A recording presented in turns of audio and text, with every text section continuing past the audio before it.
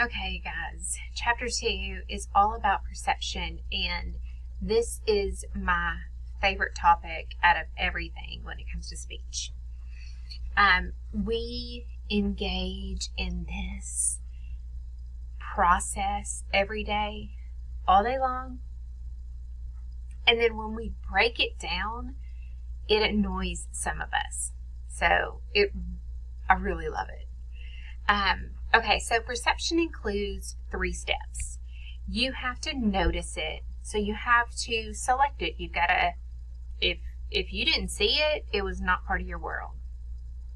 You have to organize it somehow. You've got to give it some kind of meaning, some kind of value. That plays a big role. And then you've got to interpret what just went on.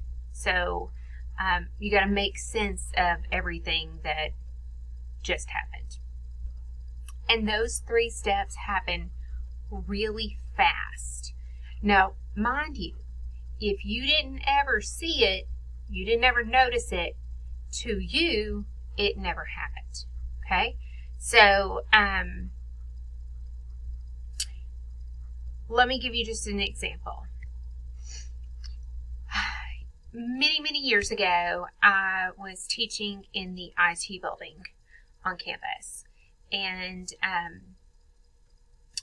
it was nighttime, and I had a couple of students that were like, "Hey, Ms. O, nobody teaches until the end of class, so you're going to let us go early, aren't you?" And I said, "No."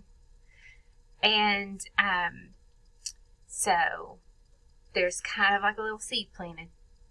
We'll come back to that.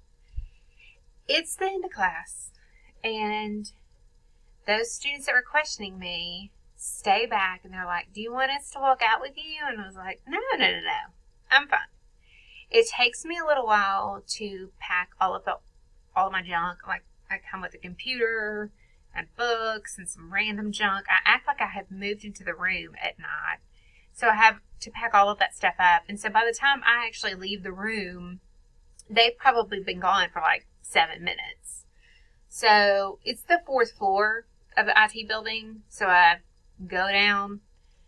And for those of you that are familiar with the building, you go down to the 2nd floor to get out. But when you get to the 2nd floor, you have to go up several stairs. And I had like stuff on wheels, and I didn't want to have to do the big zigzag thing for people with wheels.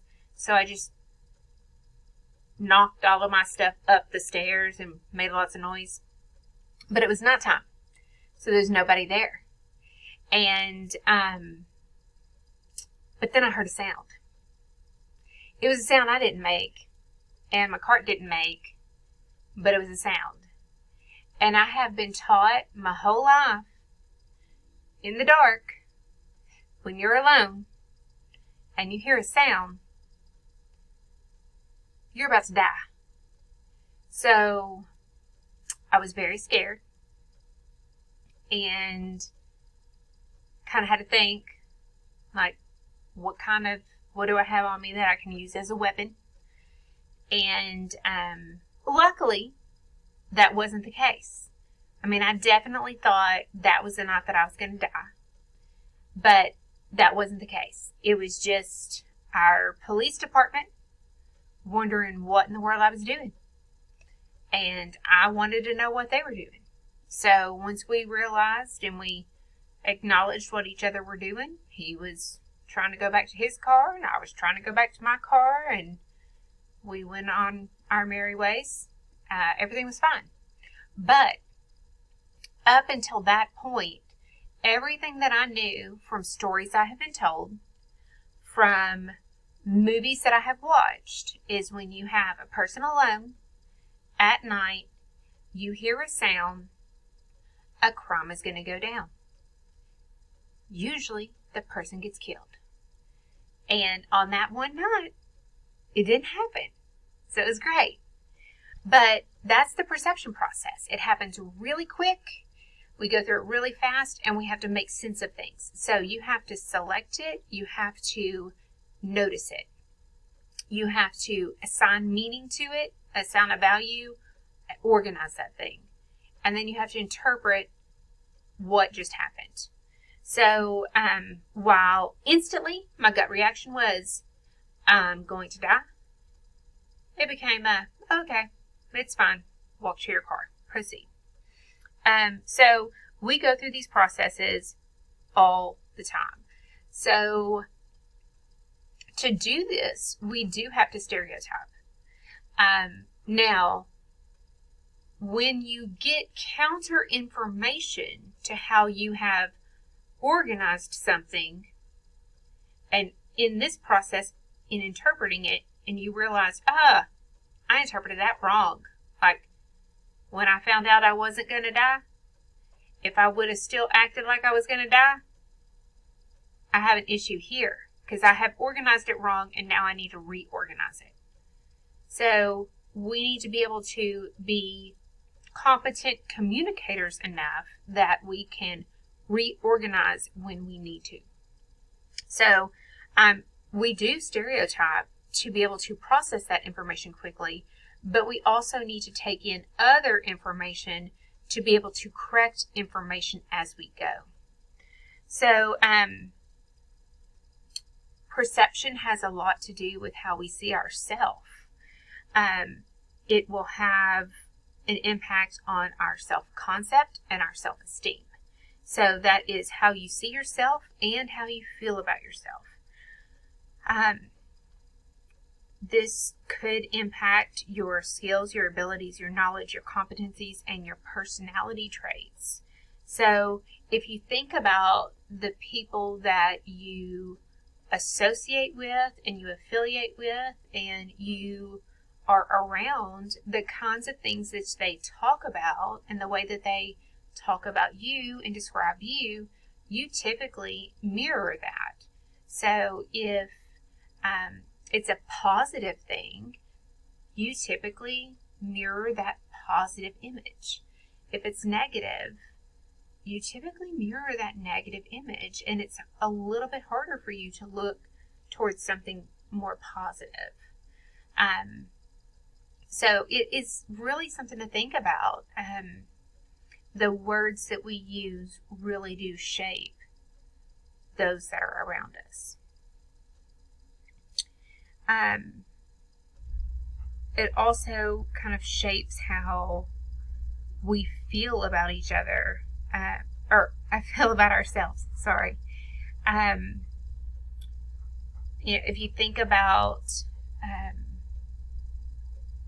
words being something that you can't take back, we talked about in chapter 1, once it's said and stated, whether it was like in the heat of a moment or whether it was without all of the information at the time, it's very difficult to repair and rebuild trust over time, or in a relationship where it has had some kind of damage. So those are things that you have to really think about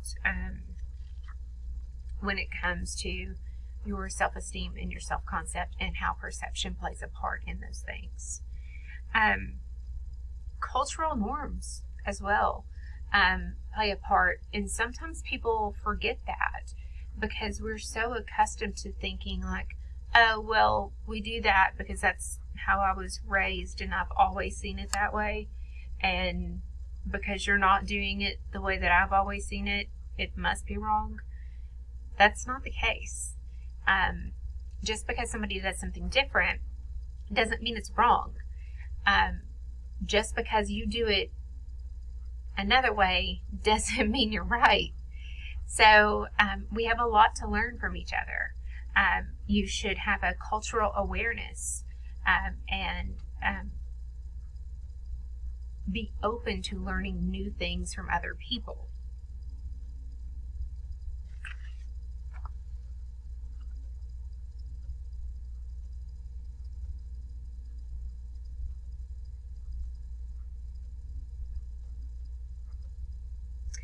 we also have this idea of self-fulfilling prophecy, and this is a really sad one to me. So if you get up every day thinking like, oh my gosh, I'm going to take over the world, and every day, I don't know if you're like me, but every day you've got that list of things that are like going to help you take over the world, and you just slowly check them off as you go. It's great. You've got a goal, you set targets, you try to reach that. Chances are you're going to get pretty close to your goal. But if you don't have a goal, or you don't even really know what direction you're going, it's really hard to settle at a spot. So self-fulfilling prophecy tells us that if you think that the outcome is going to be positive, chances are the likelihood is it will be positive. But if you think that the outcome is going to be negative, chances are you won't even really put the work in to change the possibility of it being anything but negative. So there's a lot to that. So we should always be trying to aim towards something positive. And knowing that the things that you see around you and the things that you are inundated with, most of it, especially when it comes to like social media and what people put out there, is like the best version of. I know that like when I take the picture of my Christmas tree, it's the picture that I use. If you were to turn the camera the other way, like it is utter chaos behind me. It's like everybody stood still, held their breath for one moment, the picture took, and then now everybody can run and go wild again.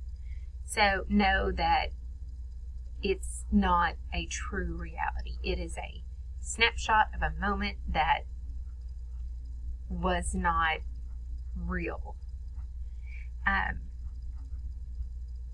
Perception, our self-perception, also has an influence on how we talk to other people. I mean, if you don't feel good about yourself, it might be harder for you to talk to other people. So just little things for you to think about when it comes to communicating to others. So you don't want to feel bad about yourself because your self-esteem and your self-worth are running low, and then have a conversation with another person as a result of your conversation, now that person is walking away with lower self-esteem and lower self-worth. So it is very contagious, and it can carry on from person to person and go like a wildfire. So to improve that, we want to have positive contacts. Think about like if you have that friend that like every time you're around them, like it just drags you down. Maybe limit the amount of time. I'm not saying like don't be friends with them, but maybe limit the amount of time that you're with them. And then find other people that you can be around that bring a different perspective to your life or to that relationship.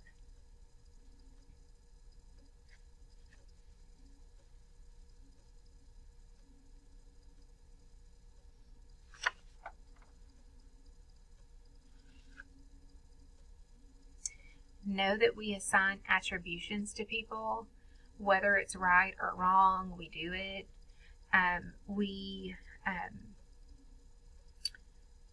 When we first meet somebody, within seconds, we have judged them, we have identified whether we like them or not. They don't even have to say a word. Hopefully we are competent enough communicators that when we receive additional information, we go back and we recategorize and reorganize that information so that we interpret that situation differently. And so there's some guidelines when it comes to perception. We want to question it. Somebody might look like they're upset, and you might just be sitting there thinking like, oh my God, they're so mad at me. Ask them. It might not be you.